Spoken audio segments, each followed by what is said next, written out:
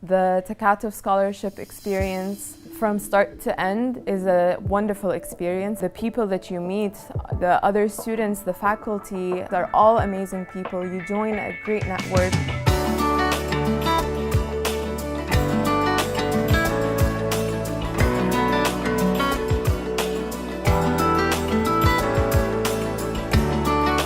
Welcome everyone to another episode of the OQ podcast. Today I'm your host Fatma Darai, and I'm so excited to have Jinan Al-Wasaidi with us here today.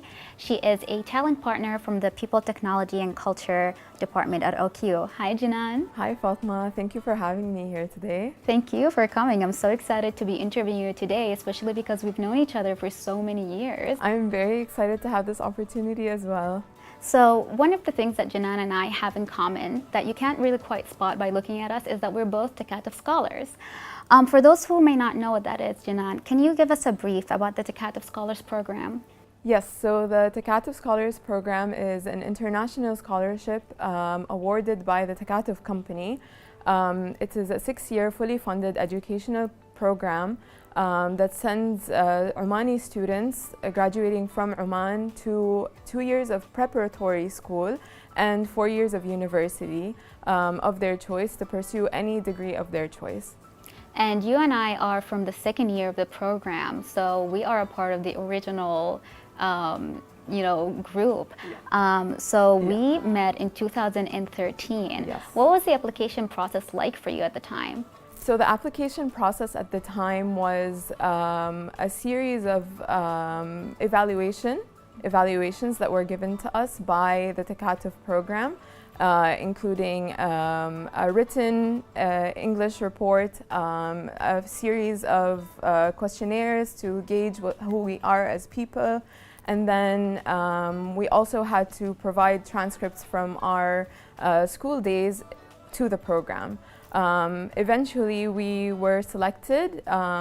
During our year, there were 60 students selected to compete or participate in the summer residential program, and after which we also completed around a 6-month independent learning phase where we applied the same issues or projects that we did during the summer residential program on our own individually during our final year of school here in Oman. Oh wow, we were 60 people? Yeah. For some reason I can't remember that. That was so long ago.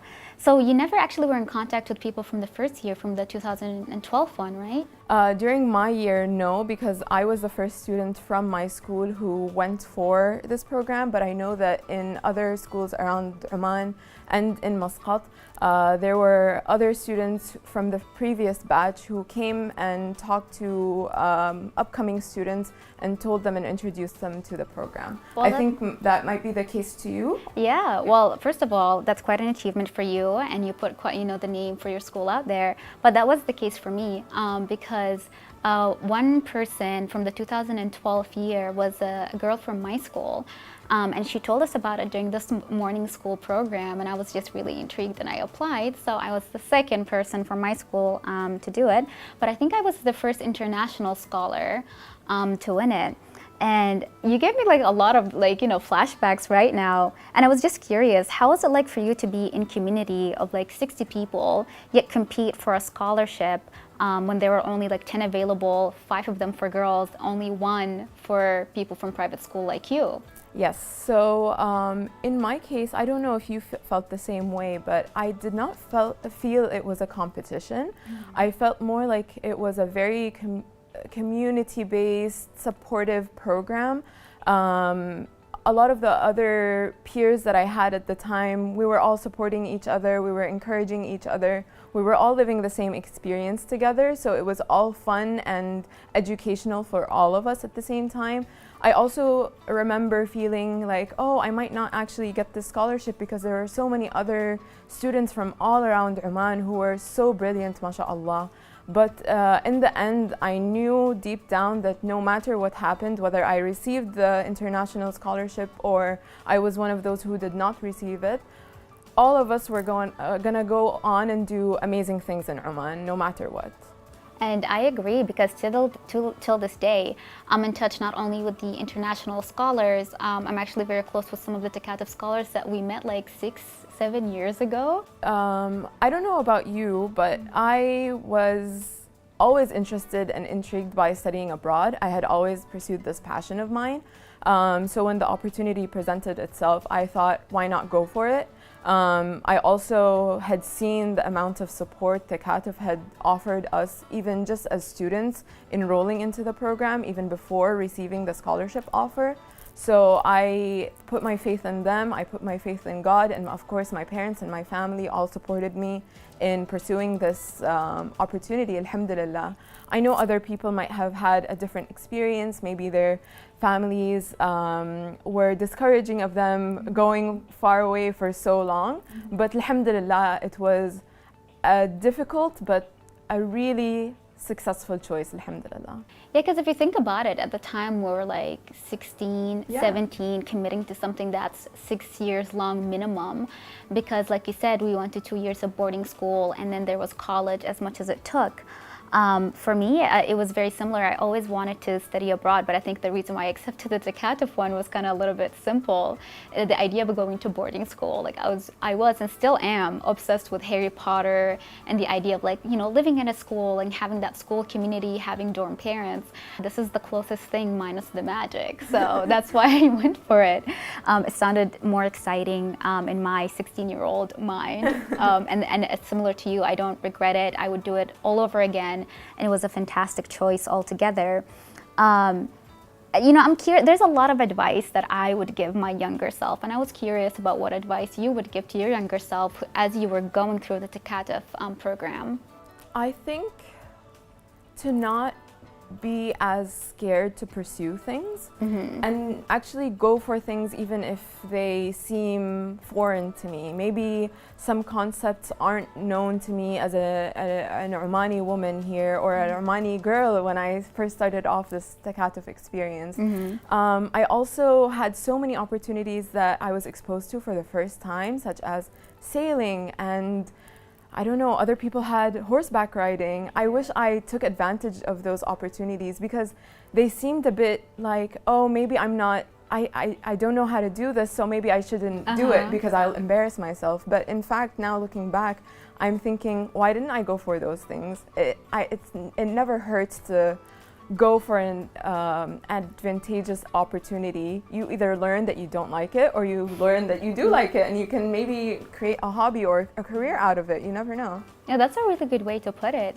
Now I'm curious, is there anything that you can share with us, like a very memorable experience where you had hesitations about going into it, but then you went into it and you know, you continued with it or you really liked it?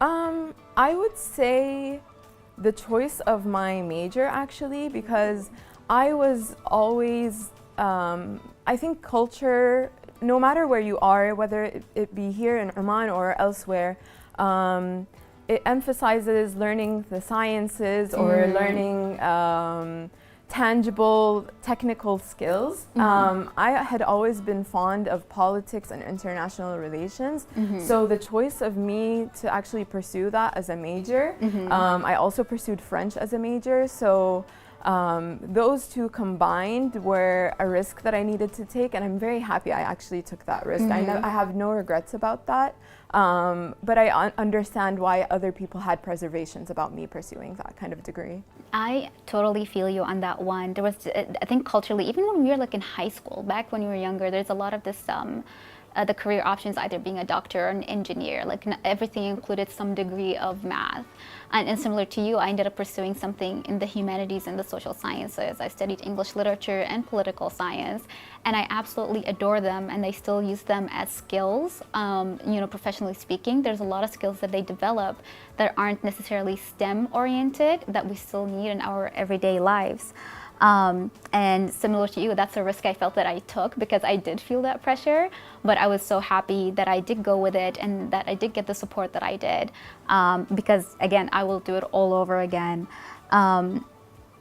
So now that you're an alum, what advice do you have for those who might be interested in the program itself? Because like we said, it's not just the international scholars, it's also the people who compete in general.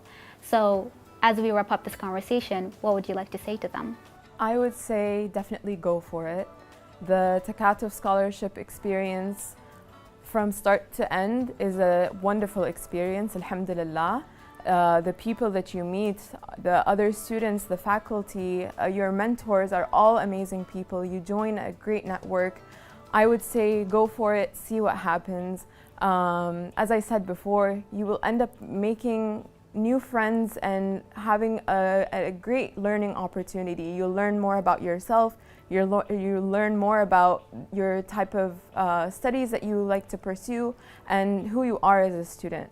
I would also say if you have siblings or younger ones or any member of your family who is entering grade 11, I would say to encourage them to learn more about the Takatuf Scholars Program and to reach out to them and pursue it, inshallah.